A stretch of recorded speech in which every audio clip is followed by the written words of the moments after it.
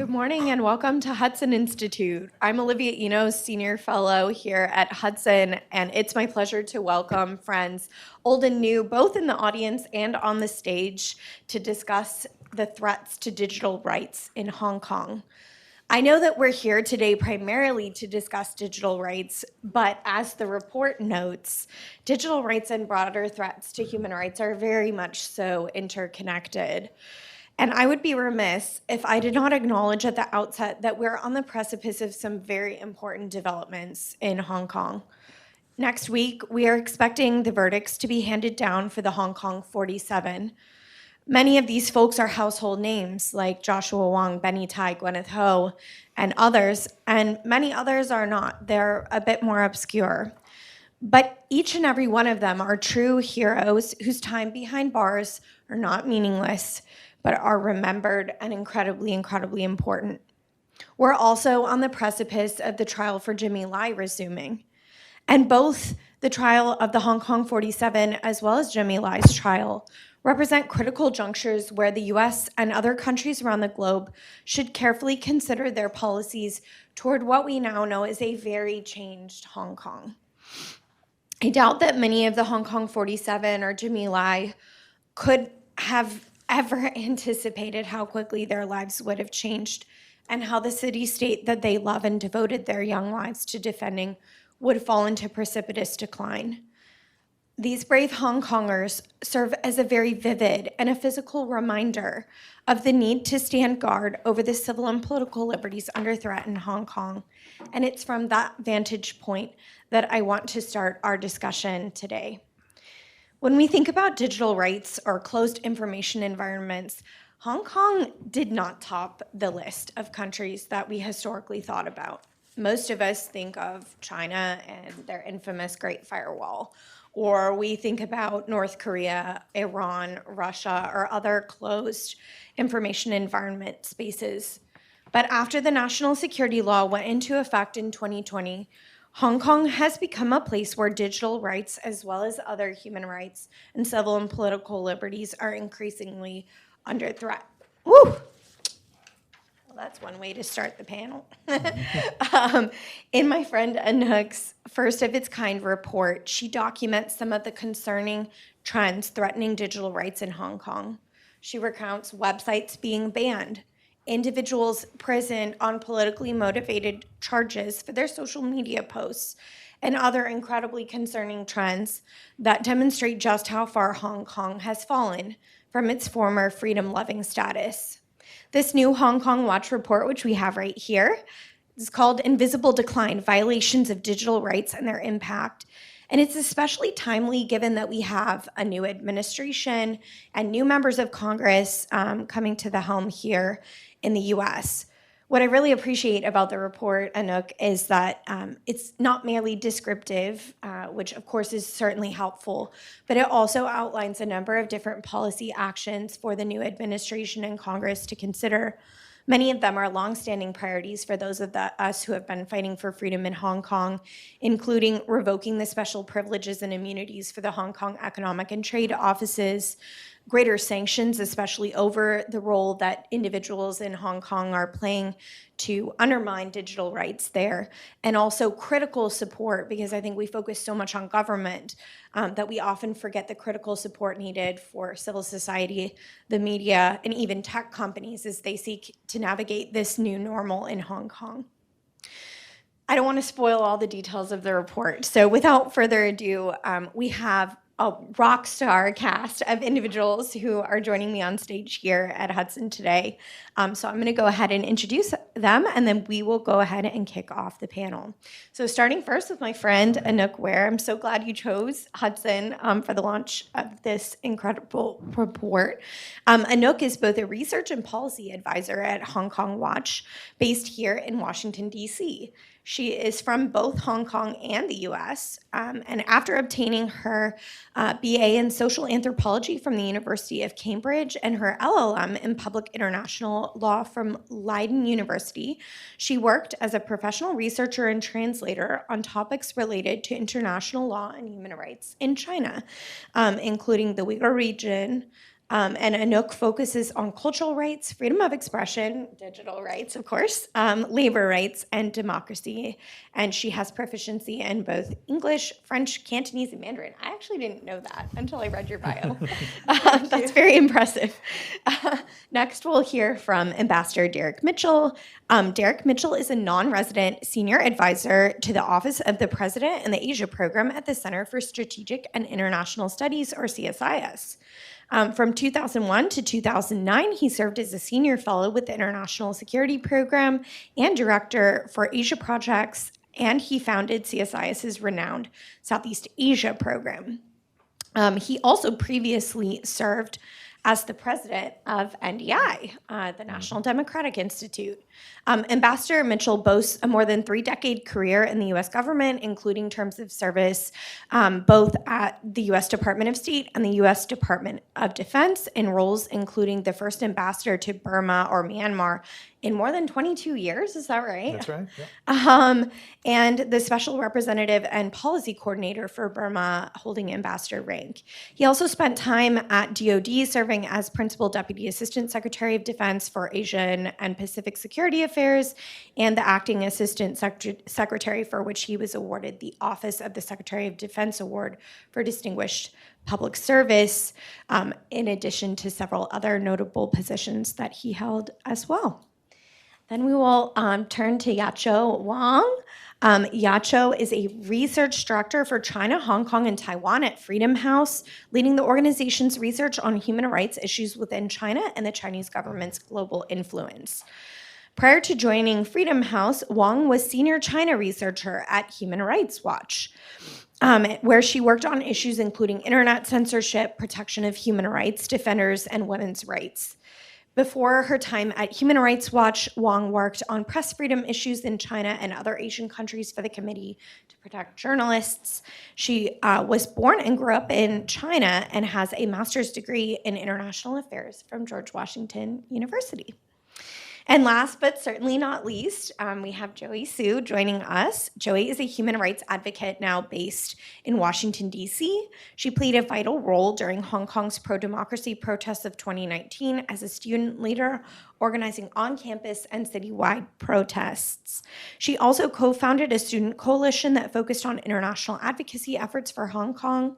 In exile, she served in various human rights organizations and organized successful cross-movement initiatives with Tibetan and East Turkestan allies, including the hashtag No Beijing campaign 2022, which we did a lot of work together during that time. Currently, she serves on the Executive Council of the World Liberty Congress. In December 2023, she also earned the notable distinction of the Hong Kong authorities issuing an international arrest warrant with Hong Kong $1 million bounty on her head for her activism in exile. So without further ado, Anouk, I'm going to turn it over to you to kick us off and share a little bit more about your report. Sure. You can hear me. Thank you so much, Olivia, and to the Hudson Institute for hosting us, and thank you so much to my panelists for joining us today. Really grateful for your support. I'm just going to talk about the report for a couple of minutes to give you a brief overview, but we do have full copies of the report on the left, along with our Hong Kong Watch co-founder, Benedict Rogers' book, if you're interested, and everyone has an executive summary on the seat, so and it's also online, so I hope that's helpful. I've been thinking a lot about digital rights in Hong Kong for a couple of years. I think we've talked a lot about the Great Firewall in China and whether something like that would happen in Hong Kong, and we've seen instances of websites that have been blocked in Hong Kong. Hong Kong Watch's website, for example, is no longer accessible. So I really wanted to analyze how digital rights are violated and what that looks like in relation to the rest of the crackdown and how that relates to violations of other rights. I think we're all very familiar with the crackdown that has happened in Hong Kong since the 2019 movement and the great many human rights violations that have taken place since, and the laws that have been either implemented, existing laws that were implemented, or new laws that were introduced that are used to target people. And so I think all of this is the background and the framework for analyzing the digital rights violations I look at the violations of digital rights from two perspectives. So the first is digital specific rights, like accessing a piece of information online. And we find that when something is violated online, that has an impact on the ground. So for example, if a website is taken down, that restricts people's freedom of expression because they can't put something up. But also it restricts access to information because we can't see that thing that people wanted to share. And so that means that in person, maybe we have less things to talk about, or maybe we don't know what's going on because we can't, because there was something online that was removed. And then on the other side, if you have a physical violation of human rights, something that is more visible, something that is more reported in the news, that also has an online effect. For example, when a newspaper outlet is shut down in Hong Kong, we see the journalists are arrested, we see the office is closed, publications no longer happen, but also the website comes down. And that means that we, again, can't access news that is happening in Hong Kong. This is a new type of challenge to freedom of the press in Hong Kong. I mean, the press is one aspect, but definitely we have the impacts of social media platforms, how they use people's information, what information people are sharing. And I think we know from our own lives here that the internet and the way that we access the digital space is in every part of our lives. And so when digital rights are violated, there is a trickle-down effect on every part of rights and freedoms in Hong Kong. And conversely, when rights and freedoms in Hong Kong are violated, there is also a digital impact. So it was very interwoven, and I think it's really helpful to understand the digital rights violations within the context of the crackdown in Hong Kong.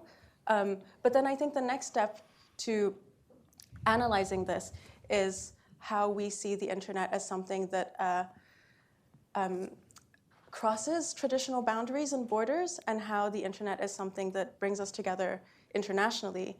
And when these rights, digital rights, are violated in Hong Kong, there is then an international impact.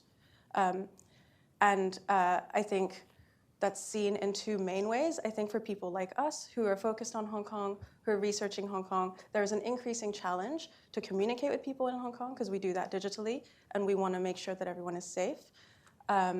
There is a challenge for us to access information because we don't know if people are reporting what they see, if they feel safe doing so, if they're really sharing their opinions, if we're able to access all the information that is happening, either via news, via talking to people directly, via social media, and so many other ways that you and I are familiar with. And then, so that's kind of a surface level impact. And then a further consequence is how digital rights are violated in Hong Kong's transnational repression. We've talked a lot about transnational repression. I mean, a very prominent example is what happened to Joey with the arrest warrants and bounties, but there's many, many examples that affect a diverse range of people, and a big way in which transnational repression is perpetrated is by digital means. So online threats, online harassment, social media comments, social media bots, messages, emails, and I think there is such a challenging power dynamic where someone in Hong Kong in an office could be doing that, and someone here could be really, really scared, or really, they could self-censor because they're getting this threat and they don't know if it's real or not. And it sounds real, and you have to take it seriously. But also, it's easy for them to do this 1,000 times a day. And so the report, once the report concludes with a kind of overview of how digital rights are related to the crackdown on other rights, but also how it affects people abroad. And I recommend, I mean, you made an excellent summary of my recommendations, but to reiterate, I think the US government should consider the digital dimension of transnational repression more strongly. We could do more to support digital rights in Hong Kong, and also in connection to that, human rights activists, journalists, and so on who are doing things online. And lastly, to put more pressure on tech companies to not so easily comply with the Hong Kong authorities when they ask for information, or when they have, and that they could do a better job of where they store information, how they moderate content, to make sure that people are able to express themselves as much as possible. That's such a great summary of the report, and I really appreciate your emphasis on the interconnectedness of digital rights with transnational repression. I think transnational repression has become increasingly important for policymakers, but also just for ordinary people as they are falling prey and being targeted by foreign adversaries in such vivid ways. And I think, at least for me, like, when I was reading the report, the self-censorship elements really stood out to me because I think the health of a society and the health of discourse in a society is severely impacted when individuals are making decisions to self-censor and they no longer feel comfortable expressing their views as clearly as possible. Because as you said, it really does degrade access to accurate information, and it really degrades agency of individuals. And I think that drives home one of the many reasons why digital rights are so important and should play a role in broader policy efforts, but also even at an individual level as we try to safeguard those spaces for ourselves in more private circles. So thank you for that, Anouk, and thank you for all of your hard work on the report. Derek, we're going to go over to you. I know you're going to speak, I think, a bit more broadly on things, so looking forward to hearing that. Well, thank you, Olivia, and thank you all for coming, and whoever is online. And it really is an honor to be on this stage as it is, or this floor with these three colleagues who are absolutely remarkable people. Anouk, Hong Kong Watch is a wonderful organization. And Yaqiao, I've been admiring your work for a long time. Olivia, you as well, and what you've done. Joey was a staffer of mine at NDI before I left NDI, and we've become friends since. And just hearing her story, we've been on many stages around the world, and I always feel lesser when I'm standing next to her because she is just, and you're going to hear from her in a moment if you haven't before, you're in for a treat, but she is a remarkably brave person along with her colleagues who are still in danger, some of whom are still in Hong Kong. But you don't have to be in danger. You don't have to be in Hong Kong to be in danger, and Joey demonstrates that long arm of transnational repression. So it's an honor to be on the stage on this platform with all of you. As stated, I mean, information is the lifeblood of democracy. Just to get the basic truisms out there. And I think free speech, quality information, access to information, that's the foundation of freedom. It's a foundation of democracy. And we thought 25, 30 years ago, or less than that, maybe 20 years ago, 10 years ago, you know, internet, digital is going to set us free. This is just an unmitigated good. It was going to allow us and many to get access to information. The Arab Spring was going to pierce the autocracies, will be able to get information. People will be able to be free, set free by digital means. And we saw that. In Hong Kong, we did see that in a way on the ground, that the digital means enabled conversations in innovative ways for the people on the ground to organize and to be like water, you know, and to flow and all the rest of it. They were able to do that because of digital means.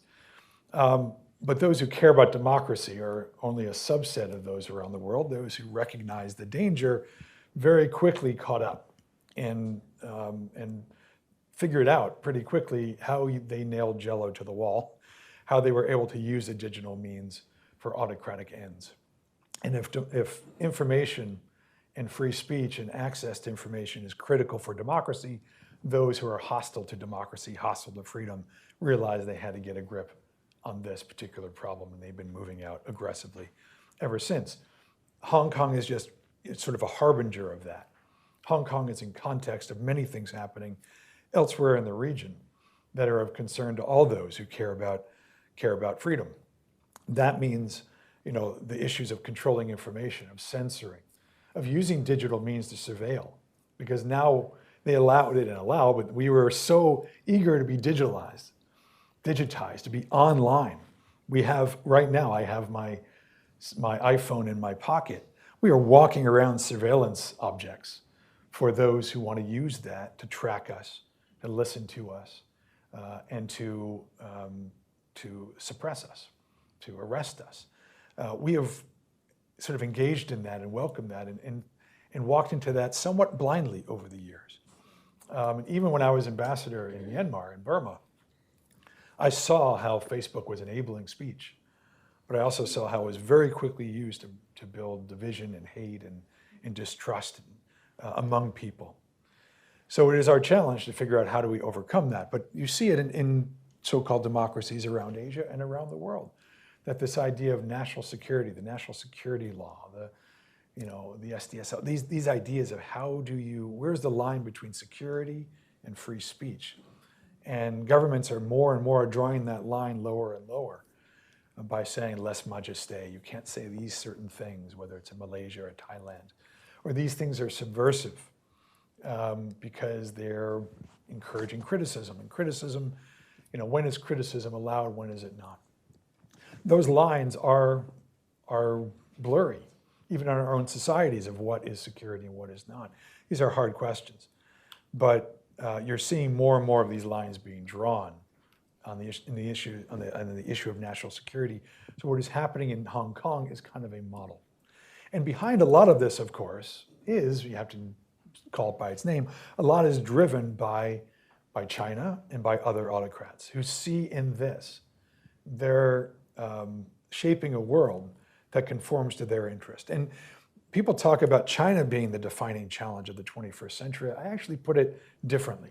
It's not China per se, it's what China represents. The defining challenge of this century is what are the norms, the standards, the rules of the international system that will define us in this 21st century world. And there are a lot of countries out there that are not the great countries, that are not the Chinas or the US or the Russias, or however you define great or big. But they're the other countries that are making their choices through the UN institutions, through other international institutions, of what is acceptable behavior. What are the acceptable standards? Now, China is the most aggressive, as the current administration talks about. They're the ones with the most tools, the most resources, the most will, most ability globally to shape this world. So they represent this challenge most directly. And they have their document number 9, where they don't like civil society, they don't like rule of law, and they look at Hong Kong and say, this is a challenge to us. We must shut this down before it infects us with freedom, with a model that will then sweep potentially north. Not that Hong Kong was thinking about that necessarily, they were just looking at themselves and their own rights and what was promised them. But this is anywhere that has this challenge, that is free, is a challenge. And I think China is out there trying to shape. So they're doing that in ways of ideological shaping of norms, of data norms, the rules for data collection, digital sovereignty, saying that countries should have the ability to control, and so that's the ability for information to get in. They can control what their people see. They're trying to make that a norm. But they're also doing it through material means, through their infrastructure development, through providing, whether it's Huawei or undersea cables. And we don't realize 20% of the undersea cables that have been built globally in the last 4 years is from one Chinese firm. 20% of the undersea cables that were built the last 4 years is a Chinese firm. That's dangerous. That is lasting. A lot of the data centers have been built by China. There's a lot more to be built. We have to recognize this. Part of the challenge that we need to recognize with Hong Kong as a kind of canary in the coal mine of what China is looking to shape around the world. We need to be alert to in trying to shape the norms, as well as the technologies, as well as the infrastructure, to ensure that it does favor free speech, individual dignity, individual rights, and democracy writ large. So we have our work cut out for us. It is a normative, but a contest of ideas. Whether you want to call it ideological, like the old Cold War, it's certainly a new ideational, idea-driven mini Cold War, Cold War 2.0, certainly. But it's a much more complicated one because it's not so out front. It involves a global sphere and involves many of our allies and friends and partners, like Thailand and the Philippines are completely overridden by Chinese technology, cloud computing, et cetera. We have to wake up to this. We have to convince our allies that this is the normative challenge of our time, strategic challenge of our time, and find those ways of bringing our partners along, bringing the countries along with us. And if we don't, then we will see more Hong Kongs and more steady degradation over time than we'd like to see. So with that, just a general sense, maybe putting a really red light on what's going on here to bring it beyond Hong Kong. But let me just say, this is a wonderful, wonderful report that gets us very far to the types of prescriptions we need to grasp this problem. Yeah, that's a very ominous ending, that there might be more Hong Kongs in our future. I really appreciate, I think you hit the nail on the head in identifying the tension between national security and free speech, and the ways in which different governments are drawing lines in different places, and that like all of us just have a duty, a responsibility to make sure that freedom of speech and a lot of the rights that we hold really dear, that we push back against that authoritarian tendency to just securitize everything and to make things very insular and about the government. So I really appreciate that a lot. I think that was an excellent point. Yacho, I know that you wanted me to ask you a bit about, I think the question that is on almost everyone's mind, which is, Hong Kong has witnessed this precipitous decline, including in digital rights. But are there any differences between the situation in Hong Kong currently and the experience of folks who are in the People's Republic of China or mainland China? Thank you so much, Olivia, for hosting, and for Anouk for inviting me. And I'm so honored to be with the distinguished panelists. Well, I think Hong Kong overall is not there yet, but it is going that way, unfortunately. I will first talk about the similarities. Then I will talk about the difference, the part that Hong Kong is not there yet. The similarity, number one, is just, people are getting punished in real life for what they say online.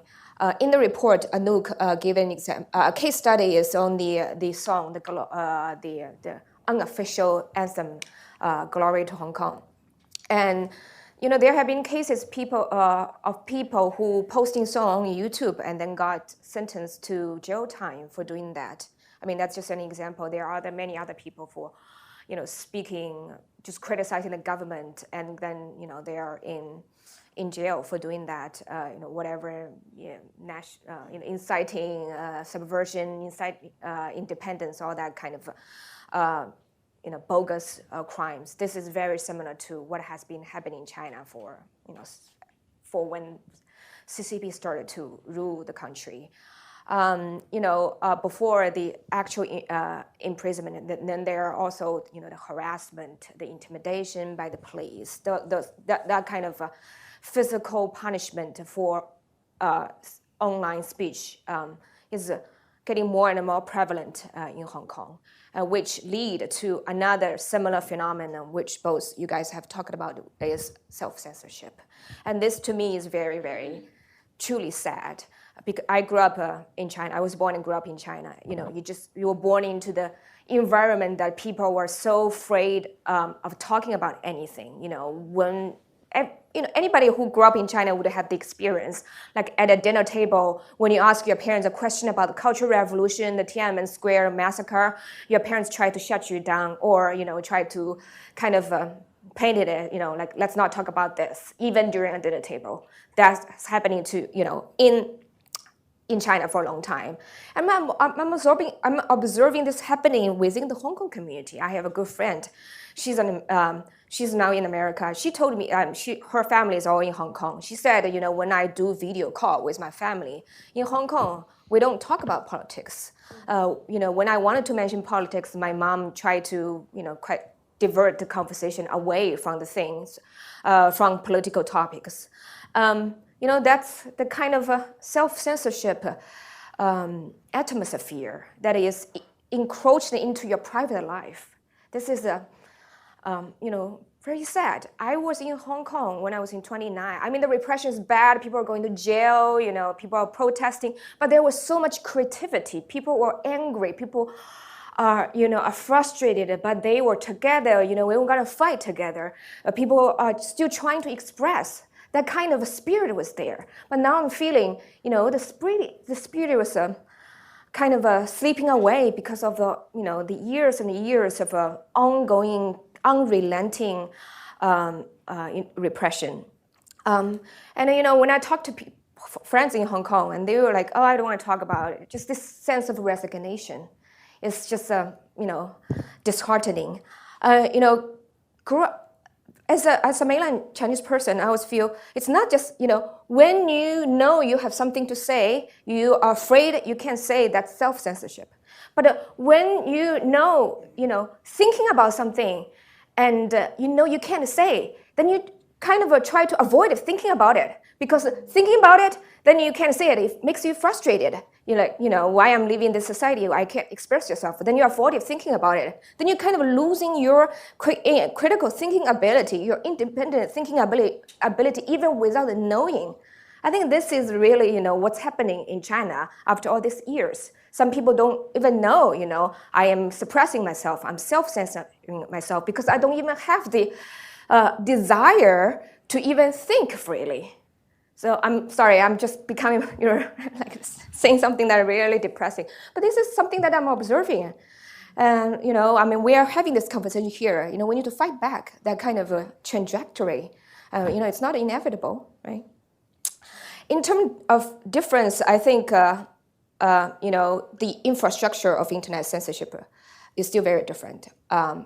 China is much more sophisticated. The Great Firewall started in 1997, 1998. So it's from the very ground up, the internet is censored. There are many, many websites blocked in China. Facebook, Google, all that, Twitter, X, as we know. But Hong Kong is getting there. Hong Kong Watch is blocked. You should see this as a badge of honor, right? But still, the degree is very different. And the other is that, in China, it's not just a lot of websites are blocked, you can see. It's also that you cannot post certain words, certain images on Chinese companies. The filter system is built very sophisticated in a way that, when websites are blocked, then you just can't see, you can't interact with the website. But then, there's another realm, which is there are functional websites. WeChat is very easy to use. Weibo, people are chatting there. Bilibili, all those Chinese video platforms. But you can't really post anything political. If you post anything political, it can be detected very easily. So it creates an internet bubble where you can talk about entertainment, you can talk about celebrities, as long as you don't touch politics. It functions pretty well. Hong Kong definitely is not there yet.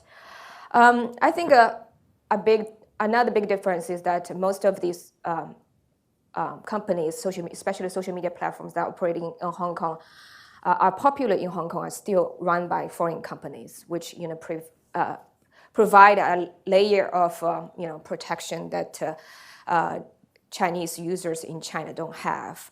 If Hong Kong government wants to get data from about a certain user of a platform that is owned by a foreign company, you can just tell the company, I want that, things like that. You still have to go through, the channel, and I know foreign companies still are trying to push back, but that kind of a protection does not exist in China at all, as Chinese social media companies are completely beholden to the Chinese government.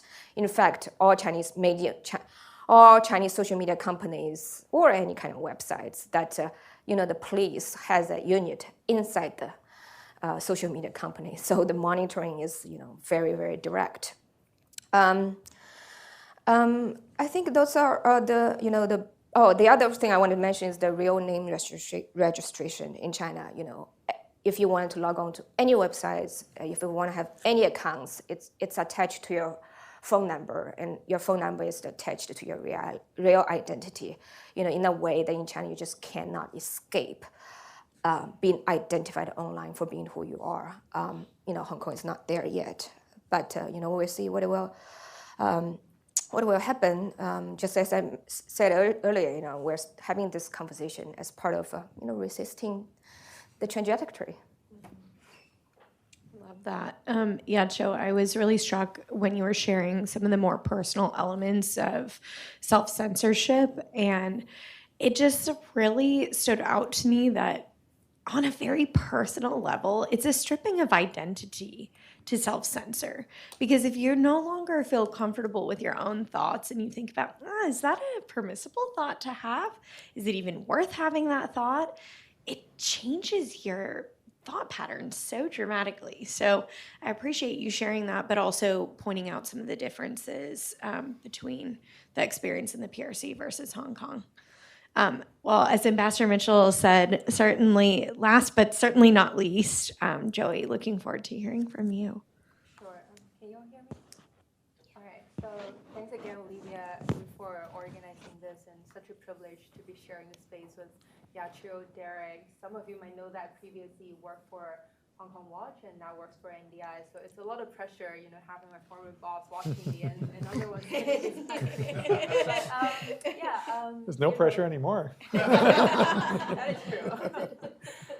But yeah, as Olivia mentioned in the very beginning, I'm an activist from Hong Kong. Back in 2019, I organized a lot of protests on the ground inside of Hong Kong.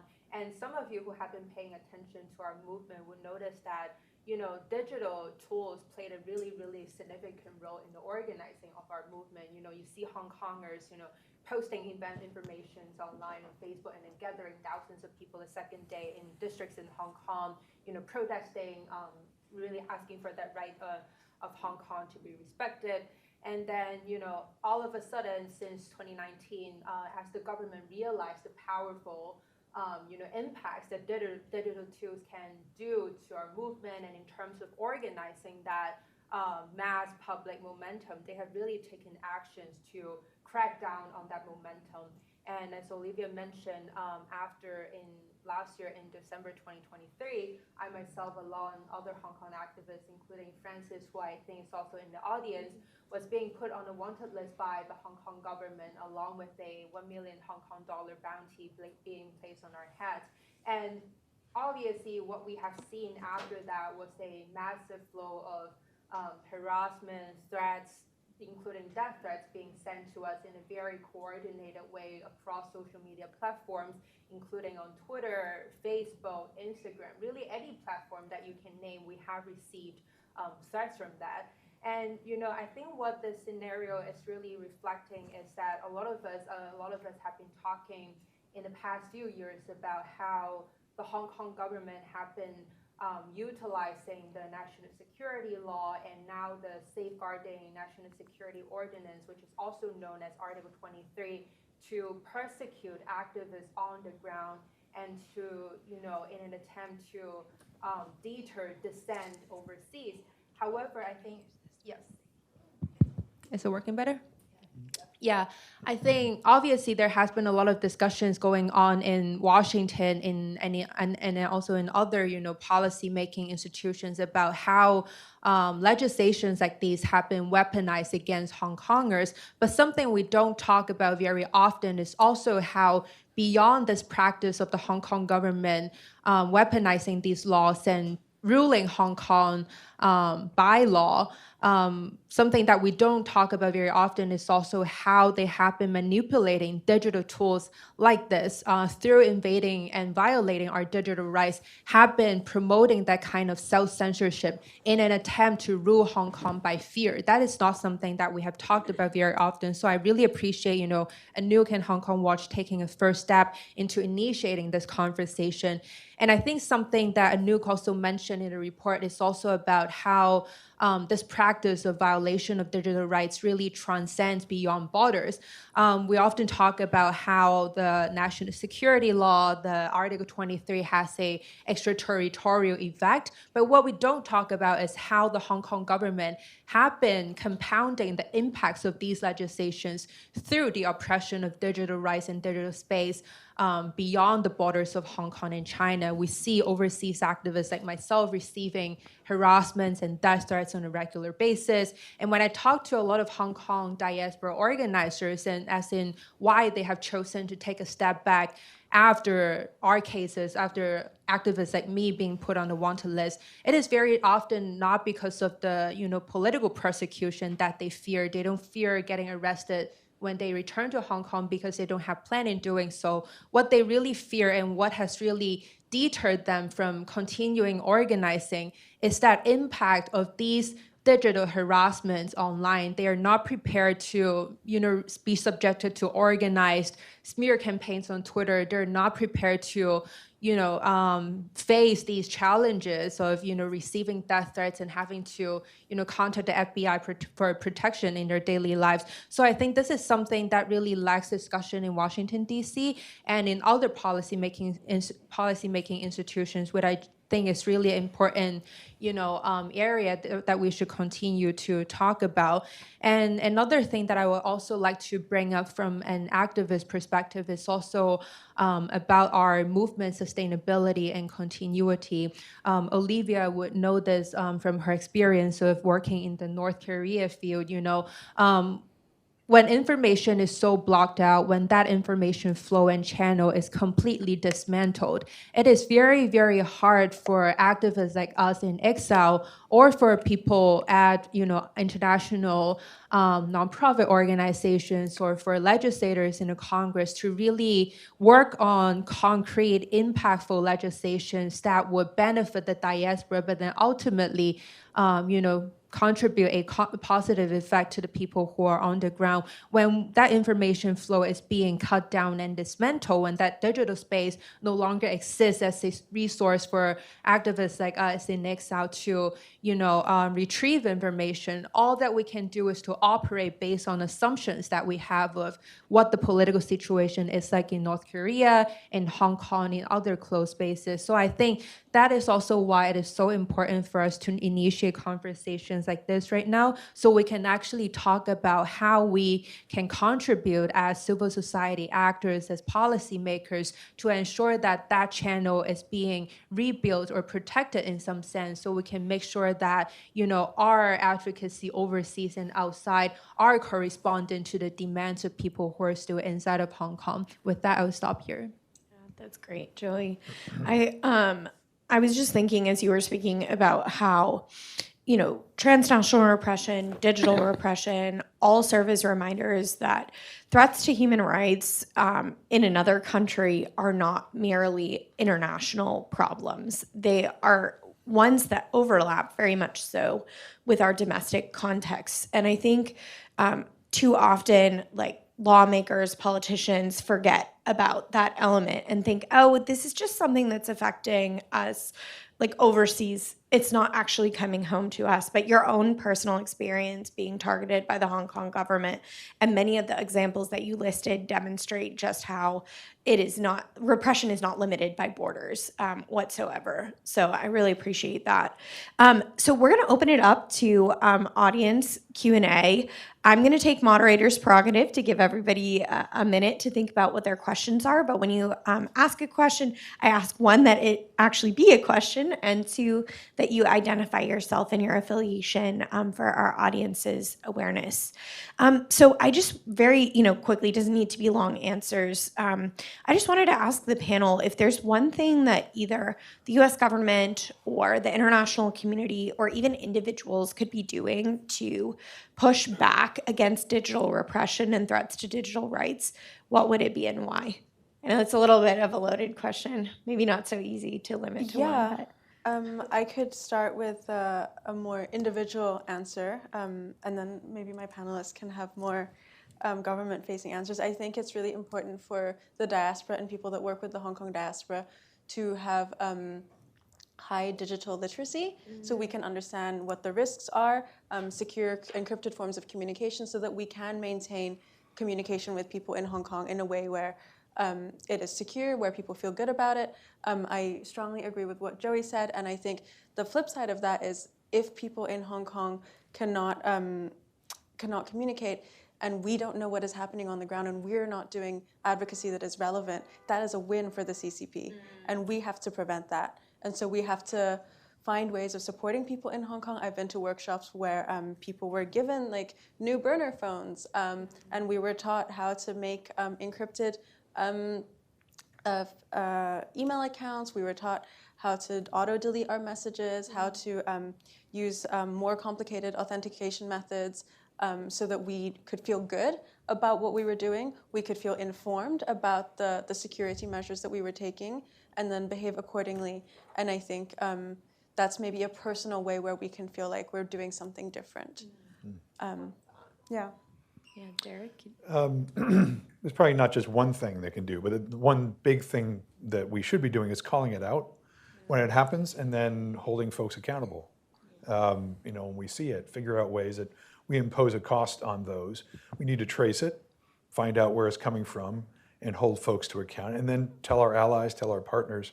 And the solidarity is going to be very, very important. As I mentioned, folks are learning from each other. The autocrats and those who are in control, governments, are learning from one another and getting encouragement by what they see others doing. If they see it's permissible, they will do it. If they see it becoming a norm, they will do it too, and the norm will keep degrading.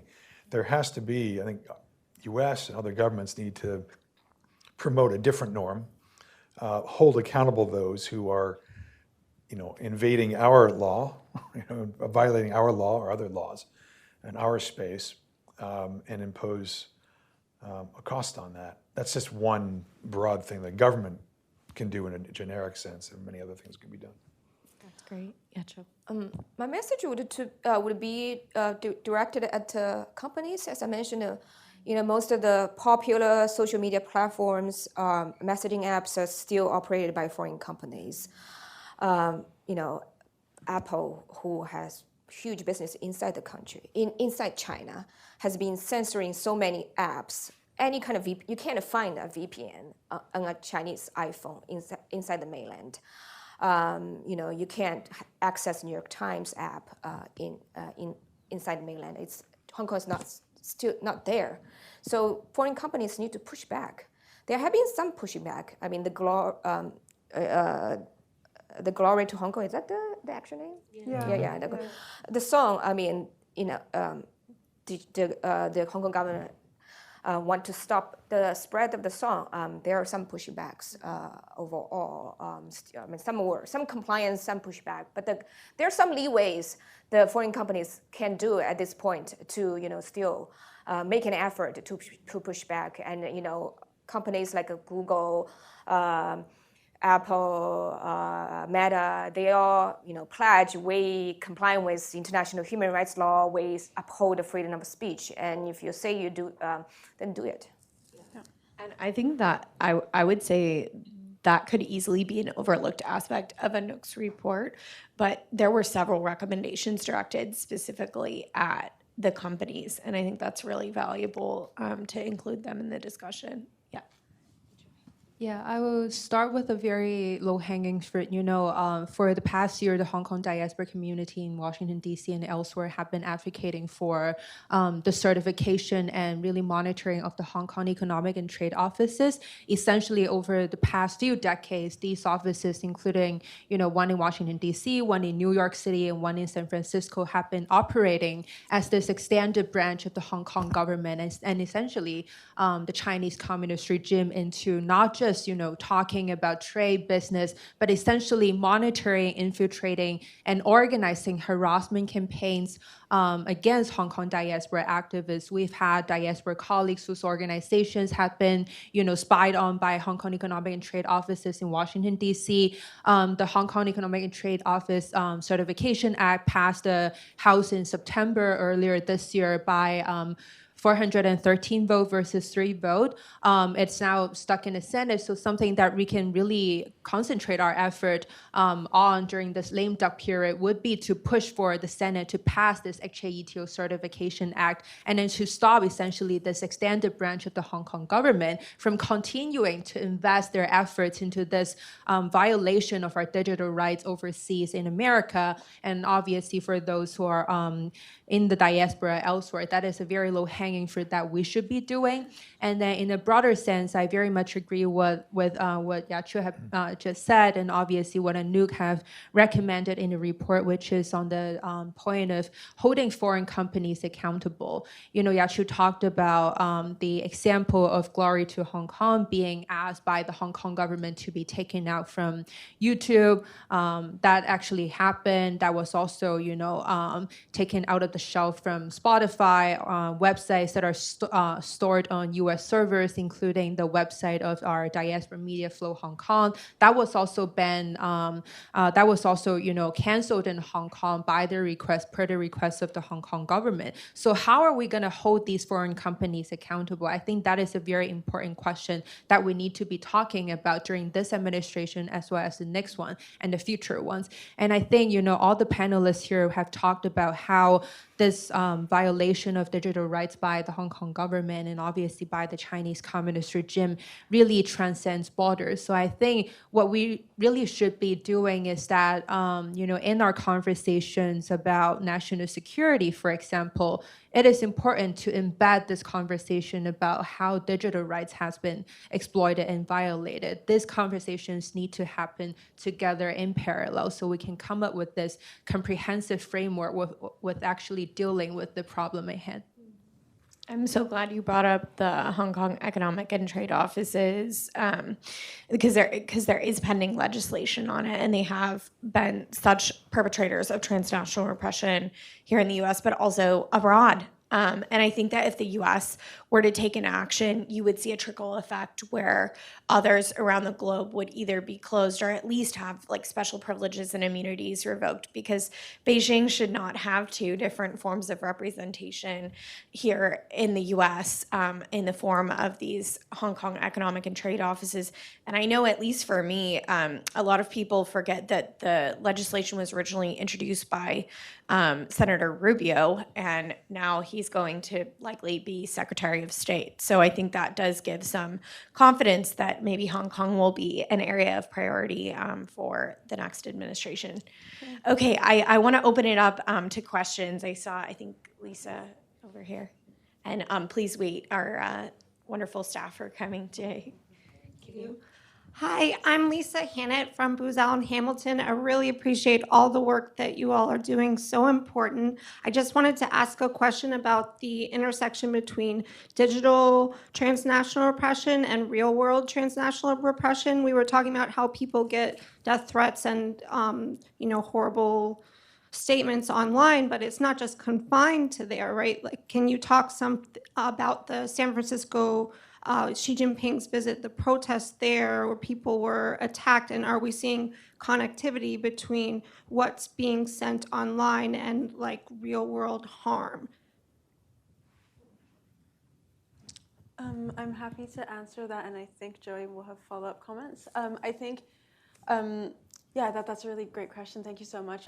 Maybe one example to give is that today in Hong Kong, someone was arrested, I think 53-year-old man, for sedition because of online posts that he made on, I think, Facebook and X that were that the government alleges are seditious. And I think, so he did this online.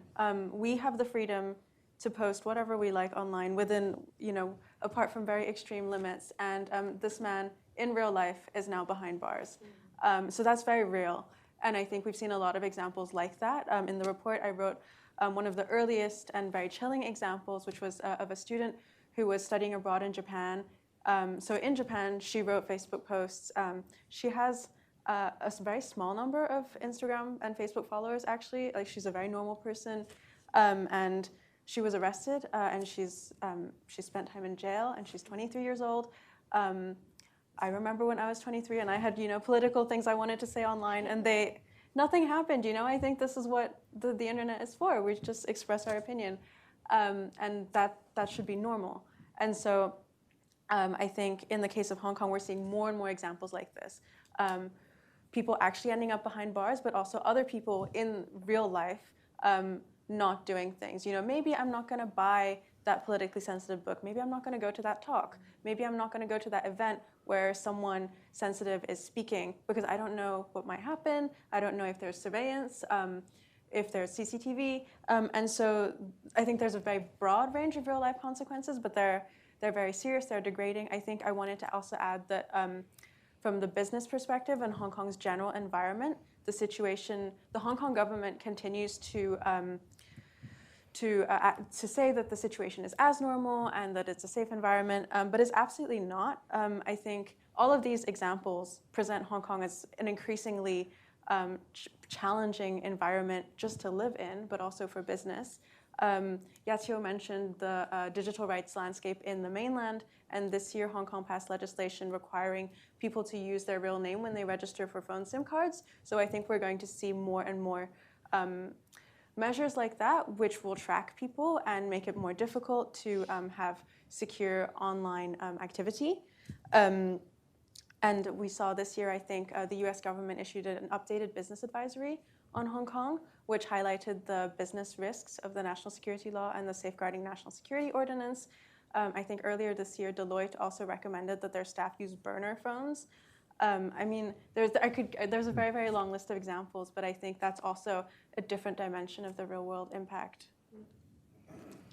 Did anyone else want to weigh in on that? Or no?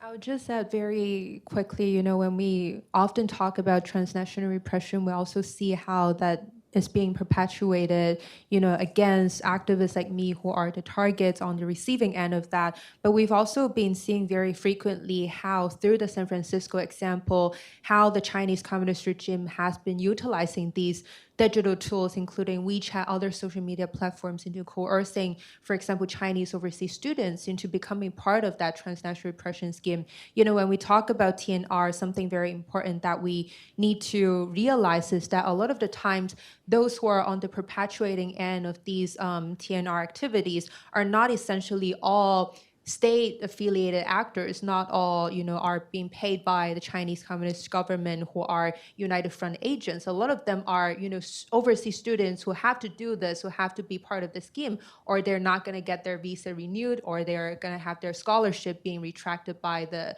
consulate, for example. So through that example, we can really see how these online threats, these violations online are transcended into, real-life actions against activists, but then also on those who have been coerced and enforced into becoming part of that. And obviously, Anouk gave very great examples on how, a lot of the things that we say overseas are becoming evidence that the Hong Kong government increasingly utilizes into persecuting activists or even non-activists, apolitical individuals who may have said something on Facebook online. They have arrested them, sentenced them into, prison time when upon their arrival return to Hong Kong. Beyond the examples that Anouk laid out, we have also seen actually a friend of mine in Hong Kong who have also similarly said something on Facebook about self-determination, which is a universally recognized right that the Hong Kong people, as a people of a former colony, that should have enjoyed. For that, he was sentenced to prison for a few months after under the national security law. So I think these examples really illustrated how these violations of digital rights online are posing a real life and very influential impact on people like us in exile and also on the ground.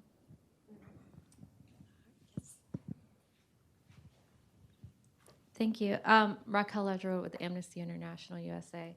My question is, I think Yacho touched on this with the differences between the two systems, where the Chinese system is built up alongside the internet, and now with Hong Kong, it's more of a case of trying to put the cat back in the bag. And I'm wondering if you're seeing any opportunities to try and exploit these differences as opportunities for pushback, particularly with U.S. entities. And then both you and Anouk touched on the next steps that we should be watching out for in terms of erosion or degradation with attaching real life or more real life to the digital life to make it more surveillance. And I'm wondering if you've seen any other attempts that follow suit with the Chinese system, particularly around manpower, like internet censors or employing more manpower to do this type of surveillance, if that's something we should be looking out for in the Hong Kong system, or if you think that that's going to be something that's going to be done from the PRC onto Hong Kong. Well, I think the pressure point comes down really to foreign companies. As I said, most of the popular platforms in Hong Kong are still, big U.S. companies. So, I mean, in all Chinese companies, there are hundreds of thousands of human sensors that are paid by the company to censor what's going on, to monitor and censor what's going on their platforms. I mean, the Chinese tech companies don't have options beyond complying. Except they can't do anything not complying with the Chinese government's orders. But the foreign companies have more leeways to push back. I think our job is really to shed a light on foreign companies if they are, censoring the platforms, taking orders from the Hong Kong government. As Joey said, we need to hold the companies accountable. If you said, we're this great Apple $1 trillion company that we uphold freedom of expression, we uphold privacy rights. I mean, Apple is, does its propaganda about privacy rights all the time, then do it, right? You hold them accountable. The other, really is to go to the U.S. government, thinking about new creative ways, legislations, trying to hold American companies accountable for their human rights violations outside of the U.S. I mean, there have been some kind of, court cases, human rights lawyers are doing creative work through that channel to punish American companies. I think that's probably the thing that I think is most viable. If the Chinese government sent Chinese companies, tech companies to build infrastructure in Hong Kong, I mean, to what extent the Hong Kong government can resist? I mean, they're now in cahoots with the Chinese government, become one. So probably the foreign angle is more realistic. I just want to add very quickly because, as activists, we always prepare for the best, and then we also prepare for the worst. I think the best case scenario, of course, would be foreign companies like Facebook, Instagram, et cetera, complying to the standards laid out by the US government or, democracies. But then the worst case scenario is that they're going to comply with the Chinese government's orders and then take down all the pro-democracy content, or even to in silence agree with their websites being blocked for larger economic gains. And I think what we need to start talking about is, while we now still have that limited access to Hong Kong, to people on the ground, how can we make sure that if the worst case scenario happens, that communication channel, that information flow can continue? Is it going to be, through our support right now to diaspora media? Is it going to be through, raising, enhancing, journalists in Hong Kong and enhancing their level of digital literacy? I don't have an answer right now, but I think that is a conversation that we need to have right now before the worst case scenario actually happens. Well, unfortunately, we are out of time. I'm sorry, I know you probably have a question, but for any audience members that do have a question, please feel free to come up to any of the panelists afterwards. I just want to say thank you to Anouk for writing this report, because I think it gave us an opportunity to have this broader conversation on digital rights and their intersection with human rights more generally. For those interested, as Anouk mentioned, there are copies of the report. Please take them, bring them with you. And there's also copies of Ben Rogers' book that also is of interest, I'm sure, to many. But I just wanted to thank everybody for coming out today and joining us here at Hudson. Would you join me in thanking all of our panelists one last time for their wonderful contributions? And don't forget to grab lunch for those who are here in person.